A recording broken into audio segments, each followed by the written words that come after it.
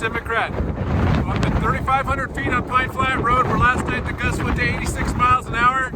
Still very windy this morning, gusting between 35 and 45 miles an hour. You can see it's still really dry out here.